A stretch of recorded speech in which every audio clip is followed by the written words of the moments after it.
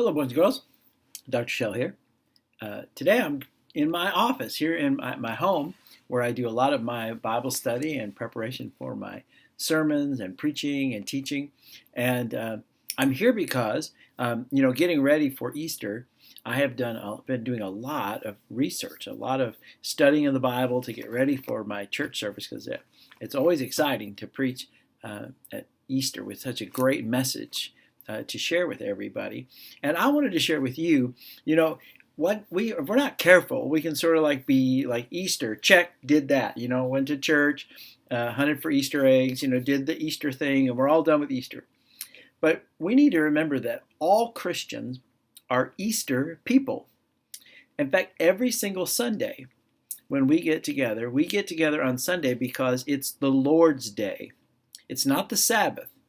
The Sabbath is Saturday. That's when our Jewish friends meet to worship.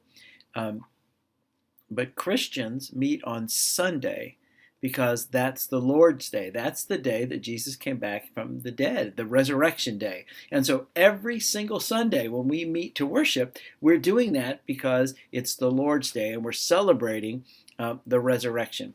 So as I was looking at the resurrection story as it is in the Gospel of John, there were a couple of things that caught my attention that I wanted to share with you and draw your attention to. So in John's Gospel, the story of the resurrection starts this way. Now, the first day of the week, Mary Magdalene came early to the tomb while it was still dark and saw that the stone was already taken away from the tomb. So she ran and came to Simon Peter and to the other disciple who Jesus loved, and said to them, "They have taken away the Lord out of the tomb, and we don't know where they have laid him." So Peter and the other disciple went forth, and they were going to the tomb, and the two of them were running together. Oh, better together. There it is again. So the two of them were running together, and the other disciple ran ahead of Peter because he was faster. And he got to the tomb first, and stooping and looking in, he saw the linen wrappings lying, but he did not go in. So Simon Peter, when he came, following him, entered the tomb. He saw the linen wrappings lying there, and the face cloth which had been on his head was not lying with the linen wrappings, but was rolled up in a place by itself. Now, you might think, well, that's weird. Why go into all this detail about the wrappings, right? I mean, I don't know about you, when you get a candy bar, you don't pay any attention to the wrapping. Where do you put the wrapping? But it seems to be really important to John to point out the wrapping. Now, boys and girls, we don't know exactly why John chose to go into that detail, but there's one thing that I think strikes me. You see, when the women came to the tomb and they saw it was empty, the first thing they thought was someone has taken the body. Someone has stolen Jesus' body. They weren't ready for the idea that Jesus came back from the dead. Now, he told them, but they watched him die on the cross for our sins, and they sort of really thought that was the end, and they were really sad, and they were upset, and you can understand that's why. But in their minds, the idea that Jesus was going to come back from the dead seems so unbelievable. Now, to us, we've heard that message our whole lives. But remember, they had never heard this or never paid attention to it. So this was a shock. So they really thought that maybe somebody stole the body.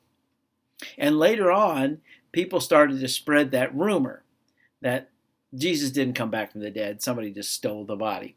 So that's one of the reasons I think that the details about the wrapping are in the gospel. Because think about this. If you were going to steal a body, now I don't know why you would want to, but if you were going to steal a body and it was all wrapped up in cloth, would you take the time to unwrap the body and leave the pile of wrappings and steal the body? Why would you do that? And if you were going to steal a body and you were going to unwrap it, would you go to the trouble to take the head wrapping and make sure you wrap that up nice and neat and put it over there? Right? I mean, if you were going to rob a house Now, you're never going to do this. Don't do this. You're not going to rob a house. But if you were going to rob a house, like before you left, would you like take the time to make the bed? Say, oh, we better make sure the bed's nice and neat because, and we're going to rob the house. We better make a nice, neat bed. No, you wouldn't do that. So I think what this does is it says to everybody, Jesus was not in a hurry. He was in control. He came back to life.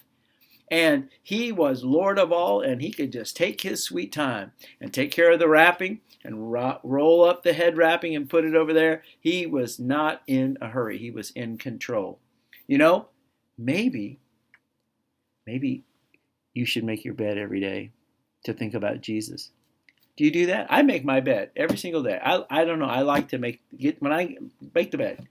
So maybe you could shock your parents and every morning make your bed. And as you're making your bed, you're thinking that Jesus, when he came back to life, took the time to make his bed. Said, I'm here. I don't need these anymore.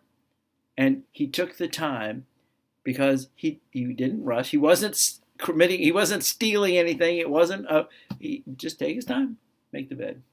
So and plus your parents would be like amazed that you made the bed, and if they say, why do you start making your bed? You say, well, I do it because it reminds me that when Jesus came back from the dead, he took the time to make his bed. Now, there's another part in this story that's really interesting to me.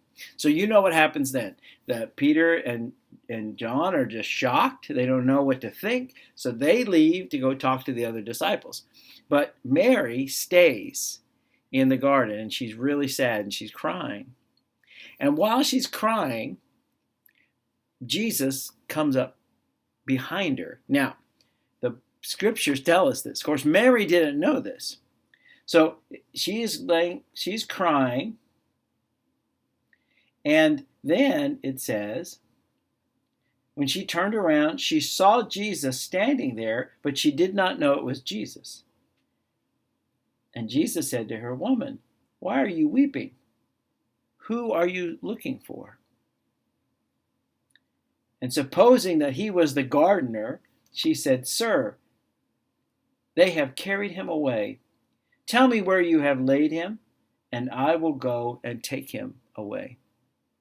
So Mary is still thinking that someone's taken the body. Even though apparently they took the time to make the bed, Mary is still thinking that somebody took Jesus' body. But it's Jesus standing right there, and she thinks he's the gardener. Aren't you embarrassed? Wouldn't you be embarrassed? Like, oh no. Then he says her name, Mary. And then she realizes who it is when she hears him say her name. And then she says, Rabboni, and that's Hebrew for teacher. She's like, oh, teacher. And then she apparently grabs him because Jesus says, stop clinging to me.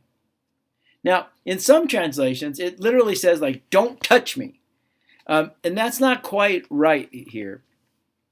A couple years ago, well, actually a lot of years ago, we have a dog. He still have him. He's really old. His name is Wendell. I'll see. Maybe I can put a picture.